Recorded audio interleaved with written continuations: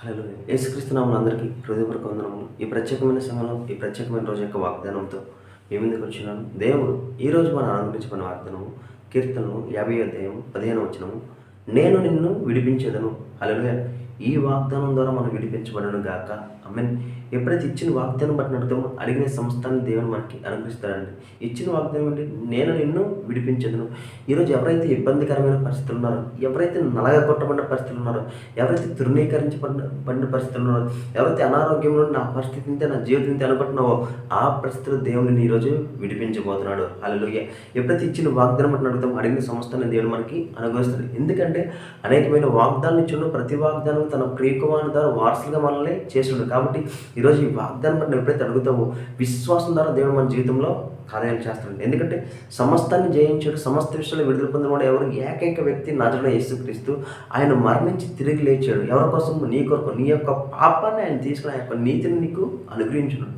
కాబట్టి ఎప్పుడైతే ఆయన యొక్క నీ పాపాన్ని ఆయన తీసుకుని నీతిని అనుగ్రహించున్నాడో ఆ రోజు ఏం జరిగిందో చెప్పిన ఆయన నీతితో పాటు ఆయన చేసిన సమస్త విషయాలు మనకి వచ్చినాయి. ఆయన విడుదల పొందిన సమస్త విషయాల్లో మనం అనుభవం పొందుకున్నాము.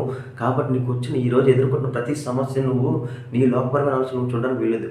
సిలువ వైపు చూసి సిలువలో నేను జయించాను, యేసుక్రీస్తు నాకు జయించి అనుభవం ఇచ్చాను. ఎప్పుడైతే దాన్ని జ్ఞాపకం చేసుకుని నీ ప్రార్థనలో నేను దీనిలో విడిపించబడ్డాను అని వాగ్దానం ద్వారా, ఎందుకంటే వాగ్దానం బట్టి నడితే దేవుడు ఏమన్నాడు? అడుగుడే మీకు ఇవ్వనన్నాడు. వాగ్దానం బట్టి నువ్వు ఎప్పుడైతే అడుగుతావో అడిగిన సమస్త విషయంలో దేవుడు నీకు విడుదల కలగజేస్తాడు. కాబట్టి ఈరోజు ఈ వాగ్దానం బట్టి మనం ప్రార్థిద్దాము, సమస్త మనుషులను విడుదల పొందుదాము. ప్రార్థించుకుందామా? స్తోత్రం మహోన్నతమైన దేవ నీకే ఉంది. నా స్తోత్రాలు చెల్లించుకున్నాం దేవా. ఇదిగో తండ్రి అడుగుడు మీకు ఇవ్వను తండ్రి, ఇదిగో విడిపించుతాను తండ్రి. ఈ రోజు ఎవరైతే ఏ బలహీనత ఇబ్బంది పడుతున్నారో తండ్రి, అది కుటుంబ సమస్యలు అవ్వచ్చు, బంధుమిత్రులు అవ్వచ్చు తండ్రి, స్నేహితులు అవ్వచ్చు తండ్రి, ఉద్యోగ విషయాలు తండ్రి, ఏ విషయాలు తండ్రి ఇదిగో తండ్రి ఇబ్బంది పడుతున్నారు తండ్రి, ఆ విషయంలో తండ్రి విడుదల కలుగును కాక అని ప్రవచిస్తున్నాను. నీ యొక్క ఆశీర్వాదాన్ని వారి మీద దిగివచ్చిన కాక అని ప్రవచిస్తున్నాం తండ్రి. అడుగుడే మీకు ఇవన్నీ అడుగుచున్నాం దేవా. ఈ వీడియో చూస్తున్న ప్రతి ఒక్కరు తండ్రి వారి బానిస సంఖ్యలో ఉన్న తండ్రి ఏదైతే ఇబ్బంది ఫీల్ అవుతున్నారో ఆ సంఖ్యలను వేసడంలో తెగిపోను కాక అని ప్రవచిస్తున్నాం తండ్రి. పౌలుశీలలో ప్రార్థించకదండి, ఇదిగో తండ్రి సంఖ్యలో తండ్రి అనుభవం బయటకు తీసుకొచ్చున్నావు తండ్రి.